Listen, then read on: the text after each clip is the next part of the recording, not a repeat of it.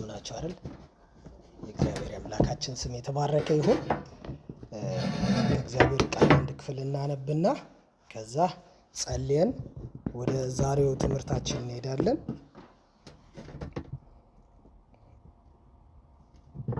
ዕብራውያን ምዕራፍ 11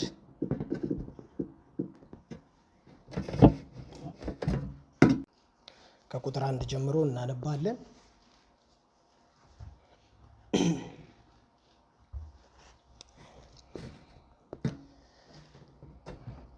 ዛሬ እንደምንም በያጠራ አድርጌ ለማቅረብ እሞክራለሁ። እግዚአብሔር ይረዳኛል። ጌታ ይባረክ።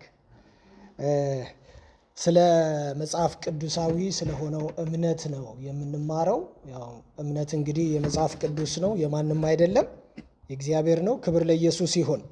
ስለዚህ እሱን የምናገኝበት ደግሞ በመጽሐፍ ቅዱሳችን በጣም የእምነት ክፍል የሚባለው ዕብራውያን ምዕራፍ 11 ላይ ያለ ሐሳብ ነው። እሱን በማንበብ ወደ ትምህርታችን እንሄዳለን ማለት ነው። ጌታ ይባረክ። ዕብራውያን ምዕራፍ 11 ከቁጥር 1 ጀምሮ ያለውን አነባለሁ። እንደዚህ ይላል። እምነትም ተስፋ ስለምናደርገው ነገር የሚያስረግጥ የማናየውንም ነገር የሚያስረዳ ነው። ለሽማግሌዎች የተመሰከረላቸው በዚህ ነውና ዓለሞች በእግዚአብሔር ቃል እንደተዘጋጁ፣ ስለዚህም የሚታየው ነገር ከሚታዩት እንዳልሆነ በእምነት እናስተውላለን ይላል። እግዚአብሔር ይመስገን።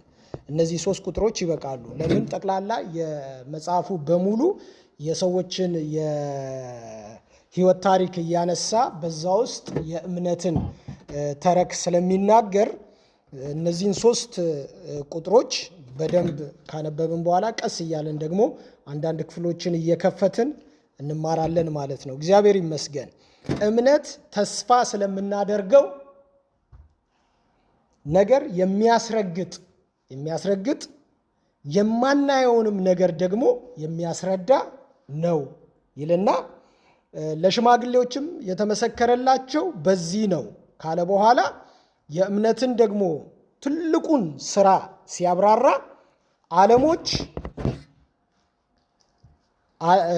ዓለሞች በእግዚአብሔር ቃል እንደተዘጋጁ፣ ስለዚህም የሚታየው ነገር ከሚታዩት እንዳልሆነ በእምነት እናስተውላለን ይላል። እንግዲህ እግዚአብሔር ይመስገን። የዕብራውያን ጸሐፊ ይህንን ነው የሚናገረው። ከዛ ወደ ውስጥ ስንገባ ሰዎች በተለያየ አይነት መንገድ፣ ለአንዳንዶቹ አምልኳቸው እምነታቸው ነው፣ ለአንዳንዶቹ የመውለዳቸው የእምነታቸው ውጤት ነው፣ ለአንዳንዶቹ ባህር ከፍሎ ማለፋቸው የእምነታቸው ውጤት ነው። እንደዛ እያልን ከሞት መዳናቸው የእምነታቸው ውጤት ነው። ለአንዳንዶቹ ደግሞ አምነው ራሱ መሞታቸው የእምነታቸው ውጤት ነው። እግዚአብሔር ይመስገን። ስለዚህ ስለ እምነት ነው የምንነጋገረው። ጌታችን ኢየሱስ ክርስቶስ በዚህ ምድር በነበረ ጊዜ የሱ ደቀ መዛሙርቶች የሚባሉት በጣም የሚታወቁት ወይንም ደግሞ የደቀ መዛሙርትነት ማርካቸው እምነት ነበረ። የደቀ መዛሙርትነት መለያቸው እና መለያቸው እምነት ነበረ።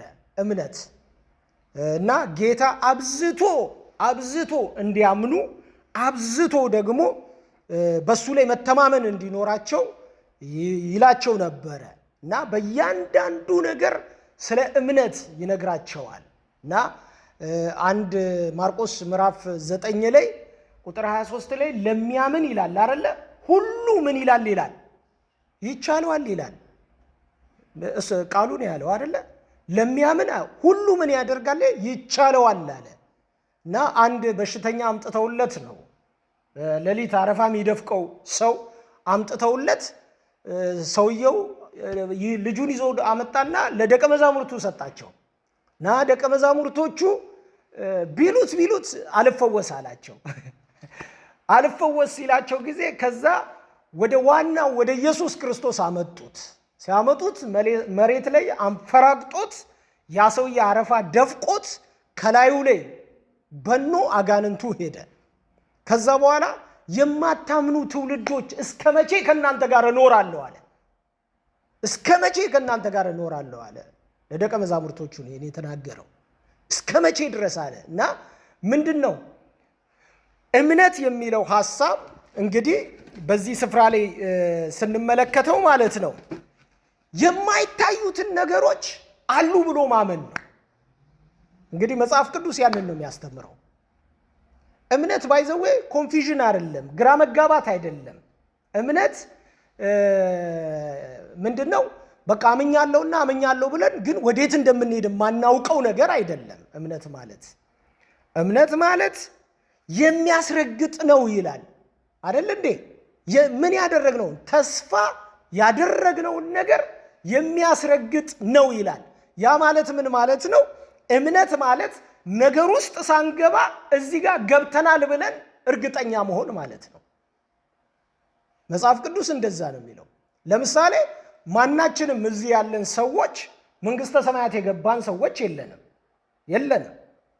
መንግስተ ሰማያት ሄዶ ገብቶ ያወቀ ሰው ካለ ሊነግረኝ ይችላል። ግን ማናችንም መንግስተ ሰማይ እዚህ አልገባንም። እያንዳንዳችን ግን ቃሉ የነገረን ምንድን ነው? ቃሉ የነገረን እዚሁ ምድር እያለን መንግስተ ሰማይ ገብታችኋል ያለን ኢየሱስ ጌታ ነው። ገብታችኋል ነው ያለን። ስለዚህ እኛ ምንድን ነው ብለን የምናወራው? እኛ የዘላለም መንግስት ምኖች ነን? ወራሾች ነን እንላለን። ቃሉ ያለንን ነን።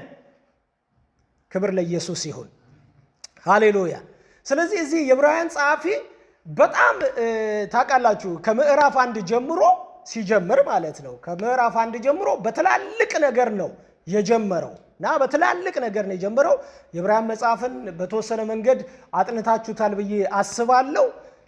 ዋናው ታርጌት የሚያደርገው ይሄ የዕብራውያን መጽሐፍ የዕብራውያኖች ላይ ነው ታርጌት የሚያደርገው እና ዕብራውያኖቹ በክርስቶስ አምነው የነበሩ ዕብራውያኖች ናቸው ወይንም አይሁዳውያኖች ናቸው።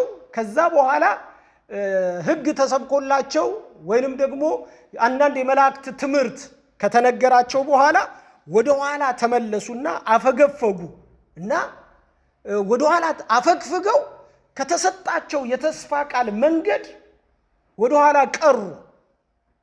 ወደ ኋላ ሲመለሱ ነው እንግዲህ ይሄ የዕብራውያን ጸሐፊ ይህንን ጽሑፍ የጻፈውና ከመጀመሪያ ሲጀምር ከምዕራፍ 1 ሲጀምር እየተንደረደረ ነው የሚመጣው። ትላልቅ ነገር ነው የሚያነሳው። ዓለማቶች በእግዚአብሔር ቃል እንደተፈጠሩ ይላል። አንድ ዓለም አይደለም፣ አንድ መሬት አይደለም፣ ወይ ጁፒተርን አይደለም፣ ጠቅላላ ዩኒቨርስን ነው የሚያወራው። በብዙ ቁጥር ነው የሚናገረው። ዓለማት በእግዚአብሔር ቃል እንደተፈጠሩ እናስተውላለን ይላል። እግዚአብሔር ይመስገን።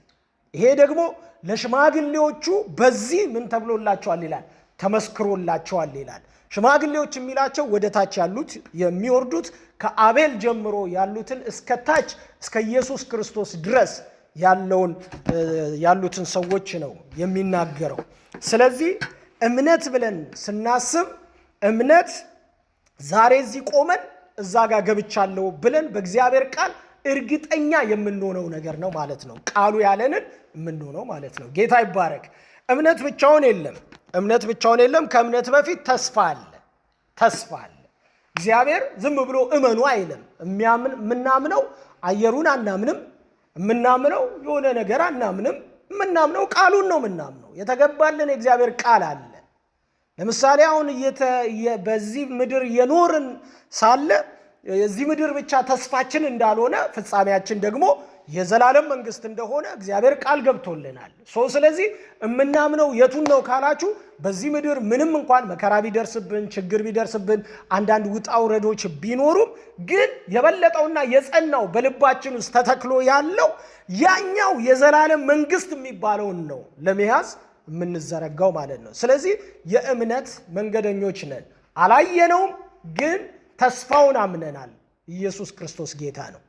ስለዚህ በዚህ አይነት መንገድ ስለ እምነት እርግጠኛ የምንሆንበት መንገድ ነው ይላል የዕብራውያን ጸሐፊ።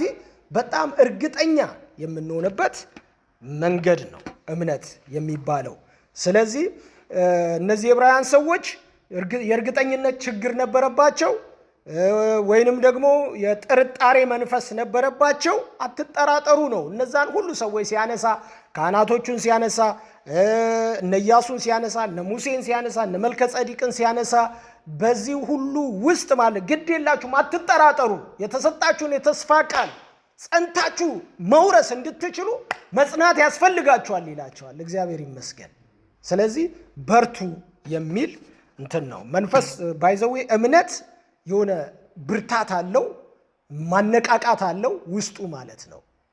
ተስፋ አለው፣ ተስፋ አለው። እግዚአብሔር ይመስገን። ተስፋ ሁል ጊዜ ታውቃላችሁ ሰውን ያነቃል፣ ሰውን ያነቃል። ተስፋችሁ ሲነገራችሁ ደስ ይላችኋል። አያ አንድ ሰው የታመመ ሰው ሐኪም ቤት ሄዶ ይሄ በሽታማ እኔ እንጃ ምናምን ካሉ ሰውየው ተስፋ ይሞታል። ግን አይ ይሄ በሽታ ከ2 ወር በኋላ እየደረቀ ይሄዳል ሲባልስ ተስፋ ነው። ክብር ለኢየሱስ ይሁን። ስለዚህ ልምላሜ ያለው ማለት ነው። እግዚአብሔር አምላክ የተባረከ ይሁን።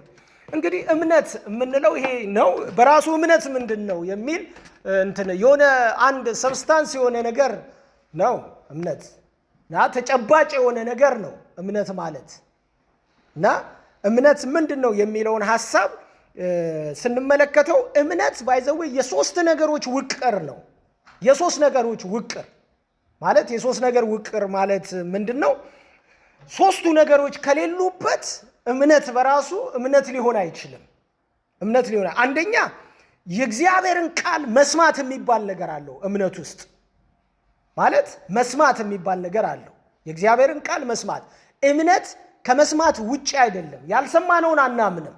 ከየትም ዝም ብለን ተሰማኝ ብለን የምናደርገው ነገር የለም። መስማት አለብን። በመጀመሪያ መስማት እምነት የሚባለው ነገር መስማት አለብን። መስማት አለብን። ሁለተኛው የሚሆነው መስማት ብቻ አይደለም። መስማት ብቻ ሳይሆን ያንን ነገር ማለት ነው የሰማነውን ነገር ማለት ነው ማዋሃድ ይፈልጋል። ስላልተዋሃደ አልጠቀማቸውም ነው የሚለው። ክብር ለኢየሱስ ይሁን። ማዋሃድ ይፈልጋል። እምነት ማዋሃድ ይፈልጋል። ባይዘው እምነት በሁለት መንገድ የለውም። እምነት አንድ ነው መንገዱ ነው አለበለዚያ አይደለም ነው። እምነት ያም ጥሩ ነው፣ ይሄ ግን ጥሩ አይደለም እምነት ማለት ኢየሱስ ጌታ ነው ካልን ሌላ ጌታ የለም ነው እምነት ማለት። በቃ ኢየሱስ ያድናል ካልን ሌላው ምንድን ነው? አያድንም እያለን ነው ያለ ነው። ስለዚህ ኢየሱስ ይፈውሳል ካልን ምንድን ነው? ፈውስ ከኢየሱስ ውጪ የለም እያለን ነው። ክብር ለጌታ ይሁን። ስለዚህ ይሄ አይነት ነገር። ሶስተኛው መታዘዝ ወይንም ደግሞ አክሽን ያስፈልገዋል። እምነት አይታችኋል። ማዋሃድ አለ ከማንነት ጋር፣ ቃሉን ማንነት ማድረግ አለ። እንደገናስ ደግሞ ሁለተኛ አክሽን ይፈልጋል። እምነት ባይዘው ያለ አክሽን አይሆንም። ያለ ምንም እርምጃ ያለ ምንም እንቅስቃሴ እምነት አይሆንም። ያመነ ሰው እርምጃ ይወስዳል። ለምሳሌ ጌታችንን ኢየሱስ ክርስቶስን አንድ ሰው ተቀበለ ማለት አመነ ማለት ነው። ልክ ካመነ በኋላ ባመነበት በዛ ቅጽበት ማለት ነው እርምጃ ይወስዳል። ከዚህ በፊት አይጸልይም ነበር፣ አሁን መጸለይ ይጀምራል። አያችሁ፣ ከዚህ በፊት ቸርች አይሄድም ነበር፣ አሁን ቸርች ይሄዳል። ከዚህ በፊት ምንድነው መዘመር አይችልም ነበር፣ አሁን መዘመር ከቅዱሳን ጋር ተሰብስበው ይላል። ስለዚህ ምንድነው እምነት የሚለው ነገር አክሽን አለው። ይሄን አሁን የምንለው ቀለል አድርገን ስናወራው ማለት ነው። ቀለል አድርገን ስናወራው ነው። ስለዚህ እምነት የሚባለው በእነዚህ ሶስት ውቅር ውስጥ ያለ ነው። መስማት የሚባል ነገር አለ። የእግዚአብሔር ቃል የሚባል ነገር አለ። ያለ እግዚአብሔር ቃል እምነት ስለሌለ ማለት ነው። ስለዚህ ሮሜ መጽሐፍ ምዕራፍ 10 ቁጥር 17 ላይ ሲናገር ጳውሎስ ለሮሜ ሰዎች ሲጽፍላቸው ምንድነው የሚለው? እምነት ይላል የሚመጣው እምነትን ፕሮዲውስ የሚያደርገው የእግዚአብሔር ቃል ነው። እምነት ያለ እግዚአብሔር ቃል አይመጣም። ምንም የለም በቃ ያለ እግዚአብሔር ቃል። ስለዚህ እምነት መስማት ነው ይልና እምነት ከመስማት ነው ይልና መስማትም ደግሞ ከማን ነው ይላል? ከእግዚአብሔር ቃል ይላል። ክብር ለኢየሱስ ይሁን። ኧረ አሜን። ኢየሱስ ጌታ ነው። ስለዚህ ወዳጆቼ የእምነት ዋናው መሰረቱ ስሩ ነገሩ የእግዚአብሔር ቃል ነው። እግዚአብሔር ቃል ያን የእግዚአብሔር ቃልን ደግሞ ከማንነት ጋር ማዋሃድ ሜዲቴት ማድረግ። ለምሳሌ ቃሉን በቀንም በሌሊትም ምን በለው ይላል ኢያሱ በፈራ ጊዜ ማለት ለመምራት አስቡት። ሙሴ ከሞተ በኋላ እግዚአብሔር ተገለጠ። ስለዚህ ያው የሙሴን ቦታ ተክቶ ሊሄድ ነው። ግን ምን ያስፈልገዋል? አንድ የሆነ ነገር ያስፈልገዋል። ከነዓንን ሊያወርስ የተነሳ ነው። አይታችኋል። ሙሴ ከነዓንን አላየም፣ በእምነት ነው ያስጀመራቸው። ስለዚህ ኢያሱ ያን የእምነት ጉዞ ሊቀጥል ነው። ስለዚህ ሊቀጥል ሲል በመሃል የሙሴን ቦታ ተክቶ ሲሄድ ፍርሃት የሚባል ነገር ስለወረሰው ፍርሃት ስላለ በውስጡ ማለት ነው። ከዛ እግዚአብሔር ተገለጠና ምን አለ? ቃሉን አለው የዚህን ሕግ መጽሐፍ ይሏል አይደለ? በቀንም በሌሊትም ምን በለው ይላል፣ አስበው። ከዛ ብቻ አስበው ብቻ አሰላስለው ይላል። ሜዲቴት አድርገው፣ አመንዥገው ይላል። እያወጣህ እያገባ አይታችኋል። አንዳንድ ሰው በነገር የተለኮሰ ሰው ውስጡ በጣም እንትን ካለ ነገሩን ያመነዥገዋል። አይታችኋል። እንዲህ አርጎኝ እኮ ነው፣ እንዲህ ፈቶኝ፣ እንዲህ አርጎኝ፣ እንዲህ ሰብሮኝ፣ እንዲህ ተናግሮኝ፣ እንዲህ ብሎ ሲል በቃ ሳያስበው ሰውየው በዛ ነገር ይሞላል። ስለዚህ ቃሉ ግን ምን ይላል? የእግዚአብሔርን ቃል ቀንና ሌሊት ምን በለው ይላል፣ አስበው፣ አሰላስለው ይላል። እግዚአብሔር ይመስገን። ስለዚህ ማንነት ማድረግ። ስለዚህ ማንነት ያደረገ ሰው ለምን እንደሆነ ታውቃላችሁ? መጥቶ እምነቱን በሆነ ነገር ሰዎች ሊገፉበት ቢል ኦልሬዲ ሰውየውን ነው እንጂ የሚገፉት እምነቱን አይገፉም። ኦልሬዲ ማንነቱ ሆኗል። አያችሁ፣ ማንነቱ ሆኗል። ብዙ የቀደሙት አባቶቻችን ወይንም የመጽሐፍ ቅዱስ ሰዎች መጥተው ኢየሱስን ከውስጣቸው ሊያወጡ ሮማውያኖች ሲፈልጉ ለካ ኢየሱስ ከማንነታቸው ጋር ተጣብቋል። ኢየሱስ ለብቻ የተቀመጠ የሆነ ጎን ላይ የተቀመጠ ኢየሱስ አልነበረም። ከማንነት ጋር ኦልሬዲ የተዋሃደ ኢየሱስ ነው። ክብር ለኢየሱስ ይሁን። ስለዚህ እምነት ማንነት ልናደርገው ይገባል እግዚአብሔርን ቃል። ከዛ ደግሞ አክሽን ያስፈልገዋል ማለት ነው። እምነት ያለ አክሽን ስለሌለ ማለት ነው። እግዚአብሔር አምላክ የተባረከ ይሁን። አሜን። ሰዎች ታውቃላችሁ ሁለት አይነት በሁለት መንገድ ነው እውቀትን የምንቀበለው። በሁለት መንገድ ነው እውቀትን የምንቀበለው እና ማንም ሰው ፍጥረታዊ ሰው እዚህ ያለ ማንም ነጭ ይሁን ጥቁር ይሁን ምንም ይሁን እውቀትን የሚቀበለው በዚህ በሴንስ ኦርጋኖቹ ነው የሚቀበለው። በአምስቱ የስሜት ህዋሳቶች ነው የሚቀበለው እውቀትን። ተመልከቱ። ስለዚህ አንድ ሰው አወቀ የሚባለው ካልሰማ አያውቅም፣ ካላየ አያውቅም፣ ካልነካ አያውቅም፣ ካልቀመሰ አያውቅም አይደለ? ሌላው ምንድነው? ካልዳሰሰ አያውቅም። ከነዚህ ውጭ እውቀት በምንም አይመጣም። በምንም እውቀት የእውቀት መግቢያዎቹ ቀዳዳዎች እነዚህ ናቸው። ወደ ሰው ማንነት የሚገባው እውቀት በእነዚህ በአምስቱ የስሜት ህዋሳት ነው። አንድ ሰው እግዚአብሔርን ቃል ቅድም እንዳለው እምነት ከመስማት ነው ሲል የግድ ጆሮ ያስፈልጋል። ጆሮ ያስፈልጋል። ሰው እግዚአብሔርን ቃል መስማት አለበት በደንብ። አያችሁ፣ አንዳንዱ ደግሞ የሚያምነው ማለት ነው ያየውን ነገር ነው የሚያምነው። ይሄማ ልክ ነው፣ ይሄማ አረንጓዴ ነው ይላል ካላየ። ስለዚህ ለአረንጓዴነቱ እርግጠኛ ነው፣ በቃ ለቢጫነቱ እርግጠኛ ነው። አይቷላ፣ በአይኑ ገብቷላ እውቀት። አይታችኋል። ስለዚህ አንዳንዱ ደግሞ ሄዶ አይቶ ነካው። ልክ እንደ ቶማስ ያለው ቁስሉን ካልነካው ኢየሱስ መሆኑን አላውቅም ይላል። የግዴታ እጄን ከትቼ ቁስሉ ውስጥ ያ ጦር ወይ ወጋውን ቁስሉ ውስጥ እጄን መክተት አለብኝ። የዛኔ ነው ኢየሱስን የምለይበት መንገዱ ይሄ ነው። ማንም ሰው ጎኑን የተወጋ የለም። ስለዚህ አንድ ጎኑን የተወጋው ኢየሱስ ብቻ ነው። እሱን ሄጄ እጄን ቁስሉ ውስጥ ስከት ነው ማቀላ። በመዳሰስ የሚያምኑ ሰዎች እንደዚህ አይነትም ሰዎች አሉ። እግዚአብሔር አምላክ የተባረከ ይሁን። እንግዲህ ይሄ ጥሩ ነው። ይሄ ተፈጥሯዊ የሆነ የእውቀት መቀበያ፣ ተፈጥሯዊ የሆነ እምነትን በሆነ መንገድ ልናረጋግጥበት የምንችለው ይሄ አንዱ እውቀት መቀበያችን ወይም ደግሞ የእውነትን እውቀት ወደኛ እንዲመጣ መቀበያችን እነዚህ አምስቱ የስሜት ህዋሳቶች የሚባሉ ናቸው። ግን መጽሐፍ ቅዱስ ከነዚህ ከአምስቱ የስሜት ህዋሳት ውጪ ነው እምነትን የሚያስተምረው። አሜን በሉ እስቲ። ክብር ለኢየሱስ ይሁን። አሜን። ምክንያቱም ይኸውላችሁ አንድ ነገር ልንገራችሁ። ከአምስቱ የስሜት ህዋሳት ውጪ ስላችሁ ይገባችኋል። ቅድም እንዳልኳችሁ የእግዚአብሔርን ቃል በመስማት ነው ማንም ሰው እንትን የሚለው እሱ እንዳለ ሆኖ ሳለ ማለት ነው። ግን አንዳንድ ጊዜ ማለት ነው አንዳንድ ጊዜ ይሄኛው እነዚህ አምስቱ የስሜት ህዋሳቶች ምንድናቸው መሰላችሁ? በጣም እርግጠኝነትን ይፈልጋሉ። እርግጠኝነት ይፈልጋሉ። ለምሳሌ ሄደን ስንነካው ነው ካልን እርግጠኞች ነን አይደለ? ስንነካው ነው ካልን ምን እያልን ነው? እርግጠኞች ነው። አንዳንዶችስ አይ ካላየው አላምንም ካለን ካየን ነው ምናምነው። አንዳንዱ እኔ ይህን ነገር አልሰማም፣ እኔ ራሴ በጆሮዬ ስሰማ ነው እንጂ ሰው ያወራኝን ነገር አልሰማም፣ ኧረ እንትና እንደዚህ አላለም እንላለን። አይታችኋል? ለምን? በእርግጥ የምናምነው ስንሰማ ስለሆነ ማለት ነው። ስንሰማ ስለሆነ በትክክለኛ መንገድ ማለት ነው። ይሄኛው ግን ይሄ የእግዚአብሔር ቃል ግን በዚህ ጆሮአችን ብቻ የምንሰማው አይደለም። አይታችኋል? በዚህ ጆሮአችን ብቻ የምንሰማው አይደለም። በመንፈሳዊ አይታችኋል? በመንፈሳዊ በሆነው አሰማማችን የምንሰማው ከዚህ ጆሮ ውጪ ማለት ነው። ከዚህ ጆሮ ውጪ ይሄ ሪቨሌሽን ኖሌጅ የሚባለው መገለጡ ሲመጣልን ማለት ነው። አይታችኋል? መገለጡ ሲመጣ አሁን ለምሳሌ ብዙዎቻችን ማለት ነው ኢየሱስ ጌታ ነው በመስቀል ላይ ከዛሬ 2000 ዓመት በፊት ተሰቀለልን ሞተልን ሲባል እንደኛ ቁጭ ብለው አብረው የሰሙ ሰዎች ነበሩ። ግን እኛ ከነሱ ተለይተን ለኔ በቃ ለካ ኢየሱስ ሞቶልኛል ያልነው ምን ሆኖልን ነው? ለኛ ምን ሆነልን? በራልን። አያችሁ? በራልን እኮ ስለበራልን። እነሱስ ያንን አልሰሙም እንዴ? ሰምተዋል። እነሱ የሰሙት በየትኛው ነው? በዚህ ጆሮአቸውን የሰሙት። እኛስ የሰማነው በየትኛው ነው? በውስጠኛው ነው። ክብር ለኢየሱስ ይሁን።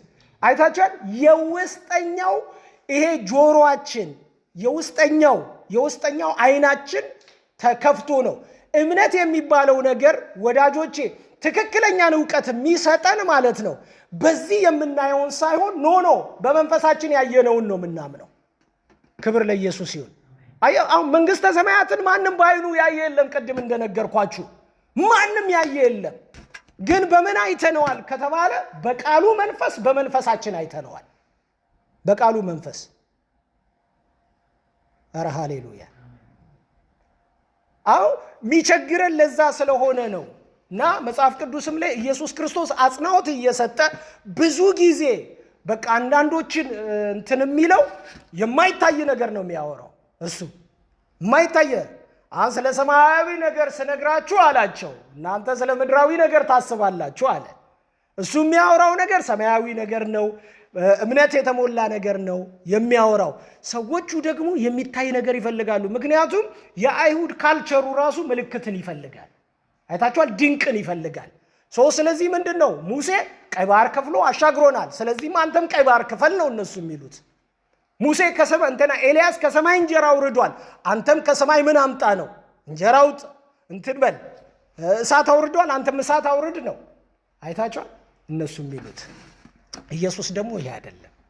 ሳያዩ የሚያምኑ ምኖች ናቸው አለ? ብፁዓን ናቸው አለ። ሳያዩ ነው የሚለው። ሳያዩ ለማመን ደግሞ የውስጥ ብርሃን ያስፈልጋል። አይታችኋል? ውስጣችሁ ማለት ነው አንድ ብርሃን ሊበራ ይገባል። ለዚህ ነው አንዳንድ መገለጥ የሚባል የእግዚአብሔር ቃል የሚባል ወደ ሰዎች ሲመጣ ኖርማሊ ሰዎች ተሰብስበው ሰዎች ተቀምጠው እያለ ድንገት አንደኛው በርቶለታል። ብው ብሎ ለካ ውስጡ መብራት ተለኩሷል። ለምንድን ነው? ሄዷል። እሱ በብርሃን እያየ ሄዷል። ሌላኛውን በዚህ አይን ነው እየፈለገ ያለው። እምነት የሚባለው ነገር ቃሉን ሙሉ ለሙሉ ማመንና በቃሉ ላይ መደገፍ ነው። እግዚአብሔር ይመስገን። ክብር ለጌታ ለኢየሱስ ይሁን። ስለዚህ በአምስቱ የስሜት ሕዋሳቶች የምንገበያያቸው ይሄ በዚህ ምድር ያሉትን ነገሮች በሙሉ እንገበያያለን፣ እንሰማለን። በዚህ ምድር ያሉትን ነገሮች ማመኛ መንገዶች ናቸው። ግን መንፈሳዊ ነገር ለማመን ግን እነዚህ አምስቱ የስሜት ሕዋሳቶች ብቻ አይበቁም። አንዳንዴ ድምፅ በውስጤ መጣ እንላለን። አንልም እንዴ? ድምፅ በውስጤ ምን አለ?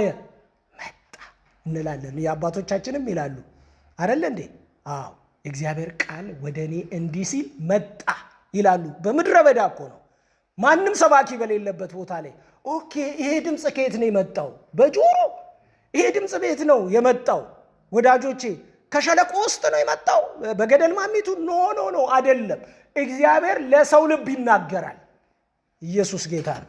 ለሰው ልብ ይናገራል። ያ ለሰው ልብ የሚናገርበት መንገዱ ይሄ የውስጥ ብርሃን ሲያገኝ ነው። ያ ደግሞ ትክክለኛ የሆነ መገለጥ ወደ ሰዎች ሲመጣ ነው ማለት ነው። እግዚአብሔር ይመስገን። ስለዚህ እምነት የሚለውን በትንሹ እንግዲህ ካብራራን ሌላ ብዙ ነገር ማለት ይቻላል። ያው ጊዜውን ለመቆጠም ማለት ነው። እንደዛ ካደረግን ሁለተኛ ቆሮንቶስ ምዕራፍ 5 ቁጥር 7ን እናንብበው እስቲ።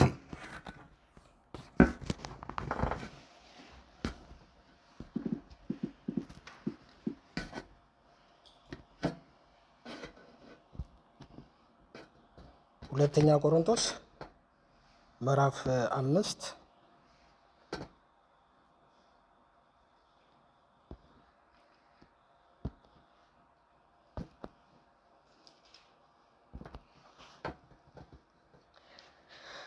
ከቁጥር 6 ጀምሮ እንደዚህ ይላል። እንግዲህ ሁል ጊዜ ታምነን በእምነት እንጂ በማየት አንመላለስምና። አሁን ይሄ የሆነ ፓራዶክስ ይመስላል፣ ግጭት ያለው ነገር ይመስላል።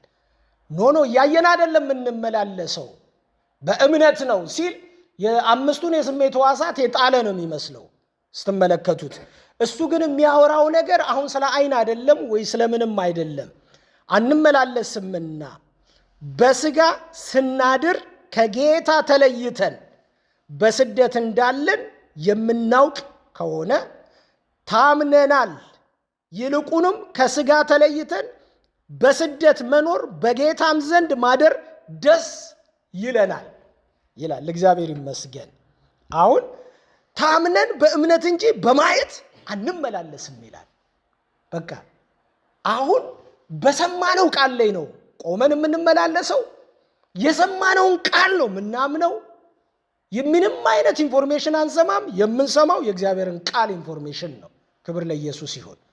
ወዳጆቼ ይሄ በህይወት መንገድ ላይ እያለን ብዙ ዋጋ የሚጠይቅ ነገር ነው። እምነት በህይወታችን ስንፈተን ነው እምነትን የምናውቀው። በህይወታችን የሆነ ነገር ሲያጋጥመን ነው እምነትን የምናውቀው። እና አንዳንዴ እምነት ብቻ ቁልፍ የሆነበት ቦታ አለ። ገንዘብ የማይረዳን፣ አቅም የማይረዳን፣ ሰዎች የማይረዱን፣ ግን እግዚአብሔር ብቻ ታምነን ያንን በር የምናልፍበት መንገዶች አሉ። እግዚአብሔር ይመስገን። ከሰው አቅም፣ ከሰው ጉልበት፣ ከሰው ጥበብ በላይ የሆኑ ነገሮች ሲመጡ በእምነት እንጂ በማየት አንመላለስምና ይላል። እግዚአብሔር ይመስገን። መቼም ስለ ወደፊት ስላለው ነገር ቢናገርም ማለት ነው። የእምነት መሰረቱን የተወሰነ ነገሩን ልንገራችሁና ልጨርስ። ትንሽዬ ነገር ተናግሬ ልጨርስ። ለሚቀጥለው ሳምንት ደግሞ በደንብ ስለምናወራ ማለት ነው። እና ቤዚክ ነገሩ ምንድን ነው? የእምነት ዋናው መሰረቱ ምንድን ነው? አንድ ሰው ቅድም እንዳለ እምነት ምንድን ነው ብለን ቅድም አብራርተናል አይደለ? እምነት ምንድን ነው የሚለውን ተናግረናል። አሁን ደግሞ ቤዚክ ነገሩ ምንድን ነው? መሰረታዊ ነገሩ የእምነት መሰረታዊ ነገር ራሱ ታምነን እንድንኖር የሚያደርገን መሰረቱስ ምንድን ነው? ራሱ በእግዚአብሔር ላይ ቆመን እንድንቀጥል የሚያደርገን መሰረቱ ምንድን ነው? እኛ አምነነዋል። እሺ እግዚአብሔርን ቃል አምነናል። ቃሉ እንዲዋሃድብን አምነናል። እንደገና ደግሞ አክሽን መውሰድ እንዳለብን ተረድተናል። ይሄ መረዳት ሁሉ ወደኛ መጥቷል። ግን ምን ላይ ቤዝ እናድርግ? አሁን ቅድም እንዳለው ምን ላይ ቤዝ እናድርግ? የእግዚአብሔር ቃል እንደዚህ ይላል። ዕብራውያን ምዕራፍ 6 ቁጥር 13 ላይ አንድ ቃል እናነባለን።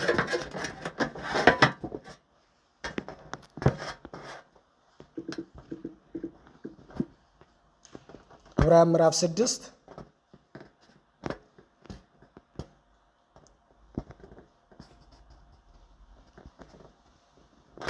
እንዲህ ይላል። እግዚአብሔርም ለአብርሃም ተስፋ በሰጠው ጊዜ በእውነት እየባረኩ እባርክሃለሁ እያበዛውም አበዛሃለሁ ብሎ ከእርሱ በሚበልጥ በማንም ሊምል ስላልቻለ በማን ማለ ይላል? በማን ማለ ይላል? በራሱ ማለ ይላል። እግዚአብሔር ይመስገን። በራሱ ማለ ይላል። እግዚአብሔር በራሱ ማለ። ለምንድን ነው የማለው? አብርሃም ሆይ ሙት ተስፋን እፈጽማለሁ አላለው። ሙት ተስፋን እፈጽማለሁ አላለው። አብርሃም ሆይ ምን እናቴ ትሙት ተስፋን እፈጽማለሁ አላለም። እግዚአብሔር አይልም፣ እንደዛ አይልም። አብርሃም የተሰጠውን ተስፋ እግዚአብሔር እንደሚፈጽምለት የዕብራውያን ጸሐፊ ሲናገር ይሄንን በመሐላ ሲያስቀምጠው በማንም አልማለም ይለዋል። በማን የማለው ይላል? በራሱ በማንነቱ። አያችሁ፣ አሁን አብርሃም ይውላችሁ ቃል አለው፣ ተስፋ አለው። ውጣ ሲለው አክሽን ወስዷል አይደለ? ከሀገር ከዘመዶችን ወደማሳየ ስፍራ ውጣ ሲለው አክሽን ወስዶ ነው የወጣው አይደለ? እነዚህ ሁሉ ማለት ነው በማን ላይ ዲፔንድ ይሆናሉ ካላችሁ ወዳጆቼ፣ እግዚአብሔር በማለው መሐላ እግዚአብሔር በማንነቱ ምንም ጥርጣሬ ስለሌለ ክብር ለኢየሱስ ይሁን። ስለዚህ ከሱ የሚበልጥ ስለሌለ ከሱ በሚበልጥ ሊምል አልቻለም። ስለዚህ ትልቁ እግዚአብሔር ራሱ በራሱ ማለ። ምን አለው? ግድ የለህም ከሀገር ከዘመዶች ተለይተ ውጣ፣ እኔ ወደማሳይ ስፍራ አገባሃለሁ፣ ተስፋውን አወርሳለሁ ብሎ በራሱ ማለለት ይላል። የአብርሃም እምነት አሁን ቤዙ ያለው ምንድነው? እግዚአብሔር ላይ ነው ያለው ማለት ነው። አይታችኋል? እግዚአብሔር በኔ በራሴ ምየልሃለሁ ብሎታል። ስለዚህ አብርሃም የእግዚአብሔርን መሐላ ነው የሚያስበው። አይታችኋል? የእግዚአብሔርን መሐላ ነው የሚያስበው። ስለዚህ እግዚአብሔር ደግሞ አይዋሽ።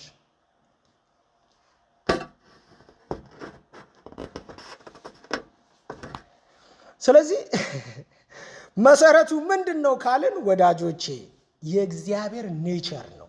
እምነት የሚያርፈው ኔቸሩ ላይ ነው። አይታችኋል? ኔቸር ስንል ይገባችኋል። የእግዚአብሔር ተፈጥሯዊ ማንነት ተፈጥሮም አይገልጸውም ስላልተፈጠረ ማለት ነው። ግን ያው እንግሊዘኛው እንደዛ ስለሚል ነው the nature of God ይላል። የእግዚአብሔር ባህሪው ካራክተሩ ላይ የእግዚአብሔር ያለው ማንነቱ ላይ ነው እምነት የሚያርፈው። እምነት የሚያርፈው የእግዚአብሔር ማንነት ላይ ነው። ስለዚህ እግዚአብሔር ለአብርሃም በማንነቱ ማለለት። እግዚአብሔር ይመስገን። ይኸውላችሁ ኔቸሩን ስንነጋገር እንደዚህ ይላል። ሚልክያስ ምዕራፍ 3 ቁጥር 6 ላይ እንዲህ ይላል። እግዚአብሔር የምናምንበት ስለ ኔቸሩን ተደግፈን ነው። የእግዚአብሔርን ይሄ the nature of God የሚባለው ወይም የእግዚአብሔርን ባህሪ የእግዚአብሔርን ማንነት ተደግፈን ነው እምነት ብለን የምናወራው። ያለ ኔቸሩ ያለ ማንነቱ እምነት ስለሌለ ምንም ምርኩዝ ሊሆነን ስለማይችል ማለት ነው። እና ሚልክያስ ምዕራፍ 3 ሚልክያስ የብሉይ ኪዳን የመጨረሻው መጽሐፍ ነው በአቀማመጥ ባሰፋፈር።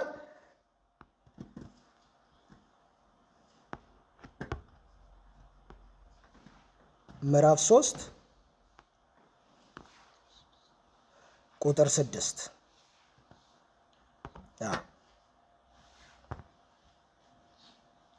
ቁጥር 6 ምን ይላል? እኔ እግዚአብሔር ይላል አይደል እንዴ? እኔ እግዚአብሔር ምን አልለወጥም ይላል። አልለወጥም። እናንተ ያዕቆብ ልጆች ሆይ ስለዚህ የጠፋችሁ አይደላችሁም ይላል። ለምንድን ነው እግዚአብሔር አልለወጥም እናንተ ያዕቆብ ልጆች የጠፋችሁ አይደላችሁም ይላል? ያኔ ከአባታችሁ ጋር የገባሁት ኪዳን እስካሁን ድረስ አባቶቻችሁ በድለውኝ ከመንገድ ቢወጡም፣ አንዳንዶቹ ጣዖት አምልከው ከመንገድ ቢወጡም፣ አንዳንዶች ስተው ከመንገድ ቢወጡም፣ እኔ እግዚአብሔር ግን ይኸው እስከ ሚልክያስ ዘመን ድረስ ምን አላልኩም ነው የሚለው። አልተለወጥኩም። ስለዚህ እምነት ብለን የምናወራው የማይለወጠው እግዚአብሔር ላይ ተደግፈን ነው። አያችሁ? የማይለወጠው እግዚአብሔር ላይ ተደግፈን ነው እምነት ብለን የምናወራው። አመንኩኝ ስንል የማይለወጥ እግዚአብሔር አለ። ትላንት ተስፋ የሰጠን ያልቀየረ እግዚአብሔር ሁኔታ ሲመጣ፣ ኑሮ ሲወደድ፣ ፀሐይ ስታዘቀዝቅ፣ የሆነ ነገር ሲሆን የማይቀየር እግዚአብሔር አለ። ክብር ለኢየሱስ ይሁን። እኔ እግዚአብሔር አልለወጥም አለ። በቃ አልለወጥም። ደግሞ አልለወጥም ብቻ አይደለም፣ እናንተ ያዕቆብ ልጆች የጠፋችሁ አይደላችሁም ይላል። ትላንት የገባው ተስፋ ይፈጸምላችኋል፣ ይቀጥልላችኋል። ምንም እንኳን በበደል ውስጥ ብታልፉ፣ በሆነ ነገር ውስጥ አባቶቻችሁ ቢያልፍም ግን ተስፋዬን ምን አደርጋለሁ ነው ጠብቃለሁ ይላል። ኢየሱስ ጌታ ነው። ወዳጆቼ የምናምነው የማይለወጠውን እግዚአብሔርን ነው። የማይለወጥ እግዚአብሔር እምነት ብለን ስናወራ እምነት ዝም ብሎ ብዥታ ሳይሆን ኖ እምነት ማለት ምንድነው? የማይለወጠው እግዚአብሔር ላይ ቆሞ እሱ የተናገረውን ነገር ማመን ማለት ነው። ተስፋውን የሰጠውን ተስፋ ማመን ማለት ነው እምነት ማለት። ኢየሱስ ጌታ ነው። ታዲያ እኮ ፈተና የለውም ማለት አይደለም። አለው እኮ ፈተና አለው። በተለይ አማኞች ላይ ነው ትላልቅ ፈተና ያለው። ለምን? እነሱ ስላዩት ማለት ነው። አይታችኋል? ስላዩት። አንዳንድ ጊዜ አብርሃም አይታችሁት ከሆነ ዕብራውያን ጸሐፊ ሲናገር ምን ይላል መሰላችሁ? ከሀገር ከዘመዶች እኔ ወደማሳይ ስፍራ ውጣ ካለው በኋላ ከወጣ በኋላ አስቡት፣ ከወጣ በኋላ በእንግድነት እዛ እየኖረ እግዚአብሔር ደግሞ ሌላ ራእይ ያሳየው። ደግሞ ሌላ ራእይ ሲያሳየው ምንድን ያየው? አሻቅቦ ይላል መሰረት ያላትን ከተማ እንደገና ተመለከተ በእምነት ይላል። ክብር ለኢየሱስ ይሁን። አይ መሰረት ያላትን ከተማ። ስለዚህ አማኞች ምንድናቸው ማለት ነው? እዚህ ቆመው እዛ ጋር የሚያዩ ናቸው። የእምነት አይኖች ያሏቸው ናቸው። አያችሁ፣ የእምነት አይኖች ያሏቸው ናቸው። አሁን ኢየሱስ ክርስቶስ ተመልከቱ፣ በመጣበት ጊዜ አይሁዳውያን ሃይማኖተኞች ነበሩ፣ የሮማውያን ፖለቲከኞች ነበሩ፣ የግሪክ ፈላስፋዎች ነበሩ እዚህ ምድር ላይ ማለት ነው። እንደገና ደግሞ ይሄ በጣም ምንድነው ኤቲስቶች ነበሩ፣ እግዚአብሔር የለም የሚሉ ነበሩ እዚህ ምድር ላይ። በጣም በዚህ መካከል ላይ መጥቶ ምን ይላል? ለሐዋርያቶቹ ሰብሰብ አድርጓቸው እንዲህ ይላቸዋል፣ አንተ ታናሽ መንጋ ሆይ ይላል። ክብር ለኢየሱስ ይሁን። አንተ ታናሽ መንጋ ሆይ ይላቸዋል። ገና እኮ ትንሽ ናቸው። አስቡ 10 12 ምናምን ናቸው። አንተ ታናሽ መንጋ ሆይ ይላል። መንግስትን ሊሰጣችሁ የአባቴ በጎ ፈቃድ ነው ይላል። መንግስት እያለ መንግስት ሊሰጣችሁ ይላቸዋል። ክብር ለኢየሱስ ይሁን። አይታችኋል? መንግስት እኮ አለ፣ ሮማ የሚባል ቄሳር አይደለ? ቄሳሮቹ እየገዙ ነው። ሄሮድስ የሚባል አለ፣ እዛ ጋር ጲላጦስ የሚባል አለ። በሮማውያን የተሰየሙ ነገስታቶች አሉ እኮ ተመልከቱ። ግን እግዚአብሔር ደግሞ በልጁ በክርስቶስ ኢየሱስ ትንሿን መንጋ ትንሿን ፍሎክ አይቶ ምን ይላል? አንተ ታናሽ መንጋ ሆይ መንግስትን ሊሰጣችሁ የአባቴ በጎ ፈቃድ ነው ይላል። አሁን ያ መንግስት ምድር ላይ አልሰፋም? ያ መንግስት ምድር ላይ አልበዛም? ያ መንግስት ምድር ላይ አሁን መጽሐፍ ቅዱስ የያዙ አማኞች ኢየሱስ ክርስቶስን የሚከተሉ የሉ አሉ። እግዚአብሔር ይመስገን። ኧረ አሜን ሃሌሉያ። ቀጣይም ደግሞ ለእስራኤል ደግሞ ሌላ መንግስት ይሰጣል፣ እሱ በራሱ መንገድ ማለት ነው፣ በራሱ መንገድ ማለት ነው። ስለዚህ አማኞች አርቀው የሚመለከቱ የሚያዩ ናቸው። ቃሉን እንጂ ሁኔታን አይደለም የሚያዩት፣ ቃሉን ነው የሚያዩት። እግዚአብሔር ይመስገን። ባይዘው ቃሉና ሁኔታ አይግባቡ፣ ቃሉና ሁኔታ አይግባቡም። ሁኔታ ማስረጃ ነው ይዞ የሚመጣው።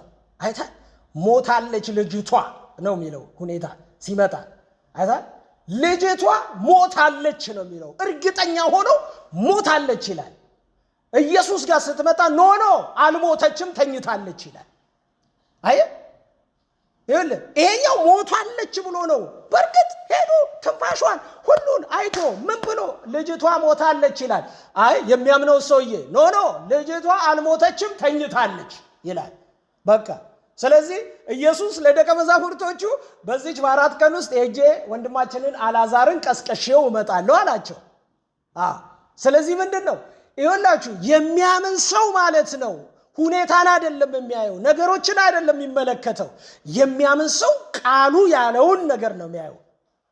ስለዚህ ጌታ ትንሣኤና ሕይወት እኔ ነኝ አላት። ስለዚህ በእኔ ብታምኚ ነው አይደለ? ጌታ ሆይ አምናለሁ ምናምን በመጨረሻው አንተ እንደምትመጣ ምናምን ብላ የመጨረሻውን ነገር ነገረችው ማለት ነው። እና አሁን አልዓዛር አይነሳም፣ የመጨረሻማ እንደሚነሳ አውቃለሁ አለች። ኖ ስለ መጨረሻው ትንሣኤ አይደለም ማውራሽ። አሁን እኮ ትንሣኤ የሆነው ራሱ አካል ሆኖ ቆሟል እያላት ነው። ቆሟል እዚህ ትንሣኤ የሆነው የመጨረሻው ማስነሺ እኔ ነኝ፣ አሁንም አልዓዛርን ማስነሳው እኔ ነኝ እያላት ነው። አይታችኋል? የሚያምን ሰው ማለት ነው ሁኔታን አይደለም የሚያየው፣ እግዚአብሔርን ቃል ነው የሚያየው። አረ ኢየሱስ ጌታ ነው። አሜን በሉ። ግድ የላችሁ የመጽሐፍ ቅዱሳዊ ትምህርት ስለሆነ ማለት ነው። ጌታ ይባረክ። ስለዚህ በእግዚአብሔር ማንነት ላይ ቆመን ሁኔታን ሳይሆን ራሱ እግዚአብሔርን እናምነዋለን። በእግዚአብሔር ማንነት ላይ ሆነን ሌላው ማንነቱ እንዳለ ሆኖ እግዚአብሔር ባይዘው አልጥልህም ካለ አይጥልህም። በቃ እችን ድምፅ ብቻ ከሰጠ አለቀ። ምንም ሰማይ ይውረድ ምድር ይከስከስ እግዚአብሔር አልጥልህም ካለ አልጥልህም ነው በቃ። የለም በቃ። አሁን ምኑ ላይ ነው ቤዛችን? የእምነታችን መሰረቱ ምንድነው ካለን እግዚአብሔር አልጥልህም ብሎኛልና ስለማይጥለኝ ነው መሰረቱ። በቃ ሌላ የለም። ኢየሱስ ጌታ ነው። ስለማይጥለኝ በቃ እሱ ቃል ላይ ተደግፌ ነው ያለሁት።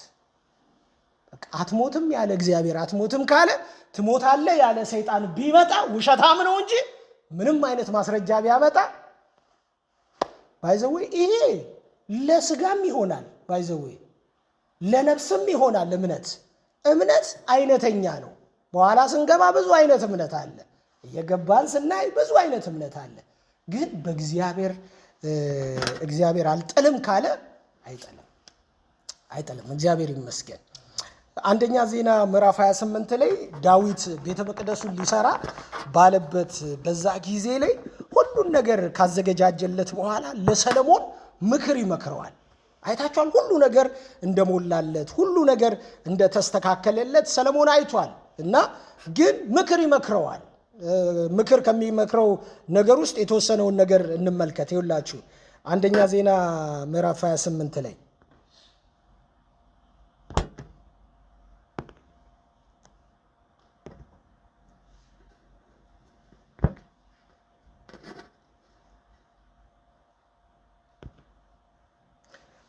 ቁጥር 20 ላይ እንደዚህ ይላል፣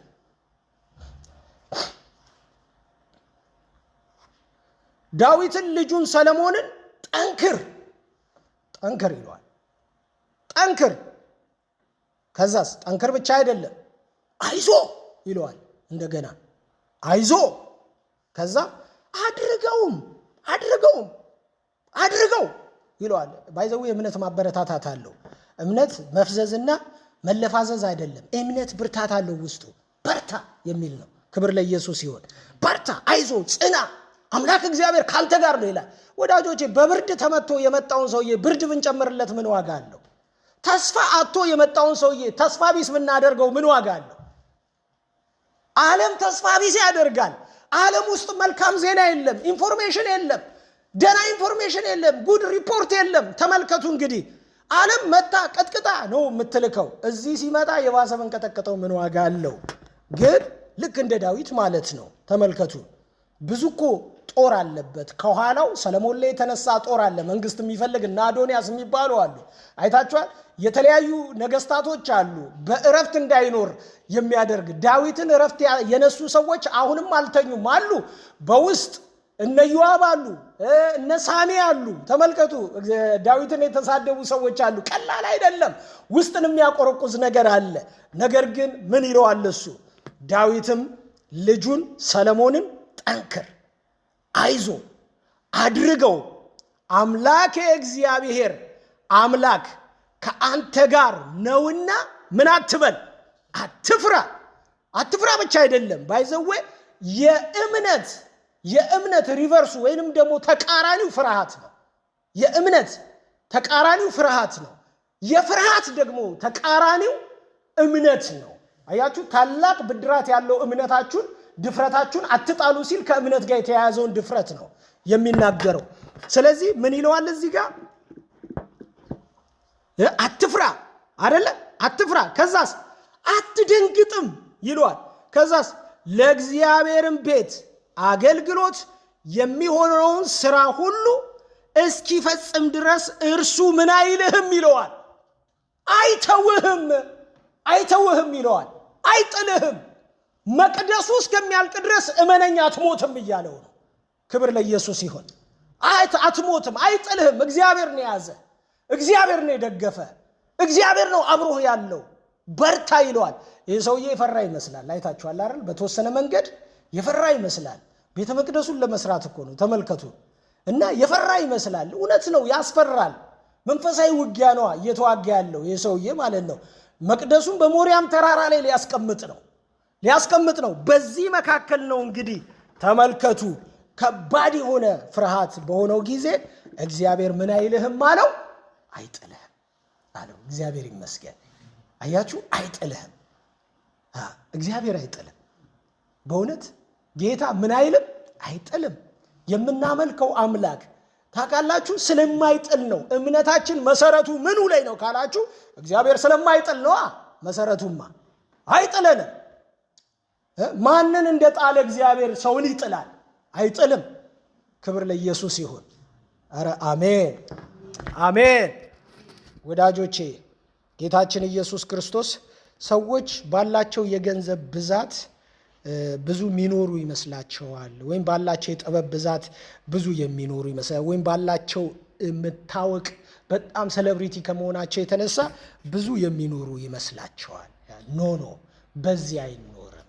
የሚኖረው ራሱ ጌታ ላይ በመተማመን ነው ኑሮ የሚኖረው። እግዚአብሔር ይመስገን። አሜን ሃሌሉያ። ስለዚህ እንደዚህ ይለዋል። ምን ይላል? አይጥልህም ይላል። ክብር ለኢየሱስ ይሁን። ኢዮብ አንድ ቃል ይናገራልና ኢዮብ 42:2 ላይ ሁላችንም የምናውቀው አንድ ቃል አለ እና ምን ይላል? ሁሉን ታደርግ ዘንድ ቻይ እንደሆንክ ይለዋል አይደለ? ከምን በኋላ? ከብዙ ቁስል በኋላ። ከምን በኋላ? ከብዙ መከራ በኋላ። ከምን በኋላ? ከብዙ ጓደኞች ልብ ማድማት በኋላ። ከብዙ ጓደኞች ልብ ማድማት በኋላ ኢዮብ በቁስል ተመቷል። ኢዮብ ተመልከቱ እንግዲህ እግዚአብሔር ዞር ያለበት መስሎታል። ኢዮብ ሰይጣን እየመጣ ይከሰዋል። ኢዮብ ብዙ ጓደኞቹ ልቡን አቁስለውታል። ኢዮብ ሚስቱ ጥላው ሄዳለች። ኢዮብ ልጆቹ የሉም። ኢዮብ ከብቶቹ የለም።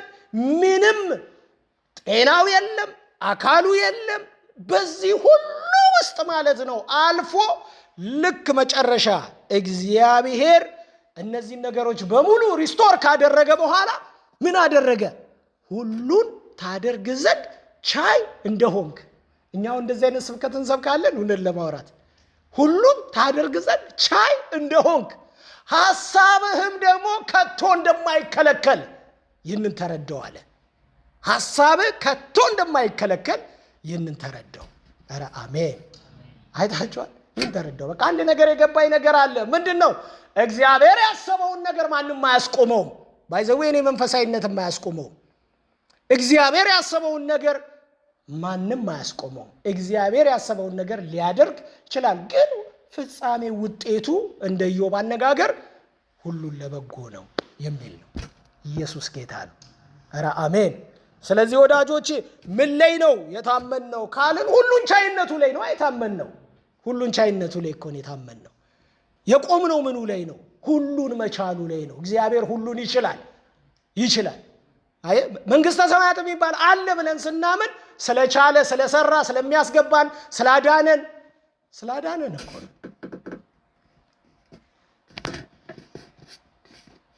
ስለዚህ ሁሉን ቻይነቱ ላይ መጨረሻ ሀሳብ ነገራችሁና ከዛ ልጨርስ። ዘኍልቍ ምዕራፍ 23 ቁጥር 19 ቶሎ ለመጨረስ ስለምፈልግ ዘኍልቍ ምዕራፍ 23 ቁጥር 19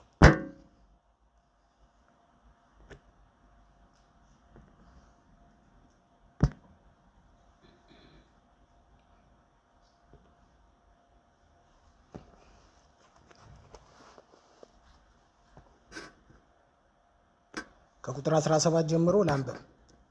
ከቁጥር 16 ጀምሮ እግዚአብሔርም በለዓምን ተገናኘው፣ ቃልንም በአፉ አድርጎ ወደ ባላቅ ተመለስ እንዲህም በል አለው። ወደ እርሱም መጣ፣ እነሆም እርሱ ከእርሱም ጋር የሞዓብ አለቆች በመሥዋዕቱ ዘንድ ቆመው ነበር። ባላቅም እግዚአብሔር የተናገረው ምንድን ነው አለው። ምሳሌውንም ይመስል ጀመረ፣ እንዲህም አለ። ባላቅ ሆይ ተነሳ፣ ስማ፣ የሴፎር ልጅ ሆይ አድምጠኝ። ሐሰትን ይናገር ዘንድ እግዚአብሔር ምን አይደለም አለው። ሐሰትን ይናገር ዘንድ እግዚአብሔር ምን አይደለም? ሰው አይደለም። ይጸጸትም ዘንድ የሰው ልጅ አይደለም። እርሱ ያለውን አያደርገውምን? የተናገረውንስ አይፈጽመውምን? ይላል። በቃ እንግዲህ ይሄ እብድ የተባለው ነብይ የተናገረው ቃል ነው። በመጽሐፍ ቅዱሳችን ውስጥ ጴጥሮስ እብድ የሚለው ነብይ በለዓም የተናገረው ቃል ነው። ስለዚህ እግዚአብሔር የተናገረውን ይፈጽማል፣ ያለውን ያደርጋል። እግዚአብሔር ሐሰትን ይናገር ዘንድ ሰው አይደለም ይላል። ክብር ለኢየሱስ ይሁን። ሰው አይደለም እግዚአብሔር። ከተናገረ ያደርጋል፣ ይፈጽማል። ሰው ምናምነው ምንድነው ወዳጆቼ? ምኑ ላይ ነው ካለ እግዚአብሔር ስለማይዋሽ ነው። የእምነታችን መሰረት ያለው አይዋሽም። እግዚአብሔር አይዋሽም። በደንብ ሊያኖረን ይችላል። ኢየሱስ ጌታ ነው። ያኖረናል ስንል የመንፈሳዊውን ትክክለኛው ኑሮ ነው የምንለው። ሌላውማ ሁሉም በቃ እዚህ አንዱ ብሏል። ምንድነው? አንድ እንጀራ በወርቅ የሚበላ የለም፣ አንድ እንጀራ በወጥ እንጂ ብሏል። ሁሉም በወጥ ነው የሚበላው፣ በወርቅ የሚበላ የለም ብሏል። እግዚአብሔር ይባርከው። ግን ትክክለኛው ኑሮ ግን መኖር የሚባለውን የእምነትን ኑሮ ግን እግዚአብሔር ያኖራል። አረ አሜን። ያኖራል። ለምን? እግዚአብሔር ስለማይዋሽ ያለውን ስለሚያደርግ። እና አማኞች ምንድነው? እኛ የምናምነው ያለውን ነው የምናምነው፣ የተናገረውን ነው የምናምነው። እግዚአብሔር ያለውን እንዳይሆን መንፈሳዊ ጭንብል፣ መንፈሳዊ ልባስ፣ መንፈሳዊ ጥቅልል፣ መንፈሳዊ ዳንቴል ሰው አልብሶት አንዳንድ ጊዜ ጉብ የሚያደርገው ነገር አለ ወዳጄ። እግዚአብሔር ያለው ከበቂ በላይ ነው። በቃ ዳንቴል አያስፈልገውም። እግዚአብሔር ያለው ምንም ይሄ ምንድነው ልባስ አያስፈልገውም። ቃሉ ያለውን መሆን ብቻ ነው፣ መታዘዝ ነው፣ ሌላ ነገር የለም። ክብር ለኢየሱስ ይሁን። ፈውስም ያለው እዛ ውስጥ ነው። ሰውየው ምንድነው ያለው? ያን ሶርያዊ አረ ሂድና 7 ጊዜ ምን በላለው? ብቅ ጥልቅ በላለው። እዛ ዮርዳኖስ የሚባለው ጭቃ ውሃ ውስጥ ማለት ነው። ብቅ ጥልቅ በል አለው። ፈውስ የሚገኘው እዛ ውስጥ ነው ብሎ ነግሮታል ሰውየው። እንግዲህ አስቡት። እንደውም እምነት ሁሉ አልተጠየቀም ያ ሰውዬ። አስቡት። ይሄ ንዕማን የሚባለው ሰውዬ እምነት ራሱ አልተጠየቀም እኮ። በቃ ታዘዝ ብቻ አንተ ሂድ፣ ታዘዝ በቃ ሂድ፣ በዮርዳኖስ ውሃ ብቅና ጥልቅ በል ብሎት ነው የላከው። እሱ የራሱን ሪዝን አመጣ፣ የራሱን ምክንያት አመጣ። ምን አይነት ምክንያት ነው ያመጣው? አያችሁ፣ ሸፋፍኖ በጣም በሚያምር ሁኔታ ቀለባብሶ። እንደ ሀገራችን ላይ አባናና ፋርፋ የሚባሉ እኮ የሚያማምሩ ወንዞች አሉ አለ። ይቻላል እንደዛ። አይ ምክንያት ማቅረብ ይቻላል። የእግዚአብሔርን እውነት ለመጋፋት፣ የእግዚአብሔርን እውነት ለመቃወም የሚያምር ምክንያት ድቅን ማድረግ ትችላለህ። አባናና ፋርፋ የሚባል ምክንያት እውነት ነው። ነጭ ነው ፏፏቴው ራሱ፣ ውሃው ሲመጣ ያምራል። ዮርዳኖስስ ጭቃ ነው። ግን ነብዩ ያለው የት ነው? ዮርዳኖስ ነው። 7 ጊዜ ብቅ ጥልቅ በል ያለው። ከዛ እንደው እግዚአብሔር ቢልክለት አንዲት የቤቱ ገረድ እንደው ተጭናው እንኳን ቢሆን ምን አለበት አለችው። ሰውየው እምነት የለውም ተመልከቱ። እና መታዘዝም የለውም ሰውየው። ግን እግዚአብሔር ሊያደርግ ያለው ነገር ስላለ ማለት ነው። ምን አለበት? ቀላል ነገር እኮ ነው። ስለዚህ ሂድና 7 ጊዜ ብቅ ጥልቅ በል አለችው። ሄዶም በቃ የነብዩን ድምፅ ሳይሰማ የሴትዮዋን የገረዷን ድምፅ ሰማ። 7 ጊዜ ሄዶ ብቅ ጥልቅ ሲል ጊዜ የሕፃን ልጅ ቆዳ ይዞ ወጣ። እንዴት አይነት ልዩ ነገር ነው ወዳጆቼ! ሃይማኖታዊ ጭንብል አያስፈልግም። እምነት ነው። ቃል የእግዚአብሔር ቃል ነው። እውነት ነው። ክብር ለኢየሱስ ይሁን። አሜን። ስለዚህ ስናምን ቃሉ ያለንን ነገር ነው የምንለው። ቃሉ ባለው ነገር ውስጥ ነው መኖርም የሚገባን ማለት ነው። እና ዛሬ በእንደዚህ አይነት ህይወት ብንቀጥል ያው ሐዋርያቶች ቢኖሩ በዚህ ዘመንና በዚህ ጊዜ አሁን እኛ የምናራምደው ህይወት ያራምዱታል ብዬ ለራሴም ጥያቄ አለኝ በተወሰነ መንገድ እና ግን እግዚአብሔር ወደዛ መንፈስ ያስገባል። አሜን። እግዚአብሔር አይዋሽም፣ ያለውን ያደርጋል። እሱ ላይ ነው የምንታመነው። እንጸልያለን። ጌታ ይባረክ። ክብር ለኢየሱስ ይሁን። እናመሰግንሃለን። የጸጋ መንፈስ ይብዛልን፣ ኃይል ይብዛልን። እግዚአብሔር ሆይ እንዳንተ ያለ መልካም የለም። በእውነት እንድናምንህ ጌታ ሆይ እምነትን የሰጠህን አንተ ነህ። ራሱ ስለ እምነት እያስተማራቸው የነበሩ ሐዋርያትና ደቀ መዛሙርቱ መታወቂያቸው እምነት የሆነው አንዳንድ ጊዜ አለማመን ሲሰማቸው፣ አንዳንድ ሰዎች አለማመኔን እርዳ ይላሉ፣ በዛ ያሉ ሰዎች። አንዳንዶቹ ደግሞ እባክህ ጌታ ሆይ እምነት ጨምርልን ይላሉ። ከእምነትም ጎዳና ደግሞ ምንም ትውስታውም ደግሞ ዝንባሌው ለሌላችሁ ደግሞ ሰይጣን መጥቶ እንደ ስንዴ ሳያበጥራችሁ በስተመጨረሻው እምነት እንዲኖራችሁ ጽኑ ይላል። ጌታ ሆይ ዛሬ ለእያንዳንዳችን ይህ የእምነት መንፈስ እንዲጨመርልን እንጸልያለን። ጌታ በቀጣዩ ዘመናቶች እምነት ምንድነው ብለን ከፋፍለን ስናይ የምንድንበት እምነት፣ የምንፈወስበት እምነት፣ የምንቀበልበት እምነት እያልን ከመጽሐፉ የጸጋ እምነት እያልን ከመጽሐፉ ስንነጋገር ጌታ ሆይ አቤቱ ረድኤት እንዲያግዘን፣ በዚህ ውስጥ ደግሞ ያላመናቸው ነገሮች ቢኖሩ በጥርጣሬ ልባችን የተሞላበት ነገር ያንተ ቃል ሆኖ በዛ ላይ መቆም ያቃተን ሰዎች ብንኖር እግዚአብሔር ሆይ እግሮቻችን እንዲጸኑ እንድታበረታን አቅም እንድትሆነን አንተ ያልከው ቃል ላይ ጌታ ሆይ ቆመን ተመስርተን እግዚአብሔር ብሏል ብለን በድፍረት እንድንናገር ሁኔታ ከሚሰብከን ይልቅ ነገሮች ከሚሰብኩን ይልቅ እግዚአብሔር ሆይ በነገሮች ሸፋፍነን ያስቀመጥነው ነገር ከሚሰብከን ይልቅ አምላካችን እግዚአብሔር ሆይ ቃልህ እንዲበልጥብን፣ ተስፋህ እንዲበልጥብን፣ የተናገርከን እንዲበልጥብን በጌታ በኢየሱስ ክርስቶስ ስም እንጠይቅሃለን። አቤቱ ረድኤት ሁነን። እግዚአብሔር ሆይ አንዳንድ ነገሮች ቅድም እንዳልኩት እምነት የሚጠይቁ ነገሮች አሉ። በህይወት እምነት የሚጠይቁ ነገሮች አሉ። ዶክተሮች የማይችሏቸው እምነት የሚጠይቁ ነገሮች አሉ። ገንዘብ የማይመልሰው እምነት የሚጠይቅ ነገር አለ። በዚህ ህይወት ላይ ጌታ 12 ዓመት ሙሉ ደም ሲፈሳት የነበረች ሴት ገንዘቧን ለባለ መድኃኒቶች ሁሉ የጨረሰች ጊዜዋን በሙሉ በህመም የተሰቃየች ሴት ወደ ከተማዋ ኢየሱስ ክርስቶስ ሲመጣ አየችው። ሄጄ የልብሱን ጫፍ የነካሁት እንደሆነ የደሜ ምንጭ ይቆማል ብላ አምናለችና ይላል እግዚአብሔር ቃል። አምናለችና ይላል። ዛሬ ጌታ ገንዘብ ያልመለሰላትን ብዙ ባለ ሐኪሞች ብዙ ባለ መድኃኒቶች መብቴ ያልሰጧትን የኢየሱስ ጨርቅ እንደፈወሳት፣ ከኢየሱስ ጨርቅ ውስጥ ኃይል እንደወጣ፣ ጉልበት እንደወጣ፣ የደሟ ምንጭም እንደቆመ ዛሬ በእምነት ጌታ እግዚአብሔር ሆይ ወንድሞቼን እህቶቼን እየተከታተለ እንደ ሰንሰለት እየተከታተለ እግዚአብሔር ሆይ ግራ ያጋባቸውን ነገራቸውን ሁሉ ያጨለመውን ዛሬ ይህንን መንፈስ በጌታ በኢየሱስ ክርስቶስ በማመን እግዚአብሔር ሆይ የሴቲቱ ደም እንደቆመ የኛ ነገር እንዲቆም ጸልያለሁ። በኢየሱስ ስም እንዲቆም ጸልያለሁ። አምላኬ እግዚአብሔር ሆይ ረድኤትን ለዚህ ጉባኤ አድርግ። ኃይል ይሆንልን፣ ብርታት ይሆንልን። ስለ ሁሉ ተመስገን በጌታ በኢየሱስ ክርስቶስ አሜን። ተባረኩ።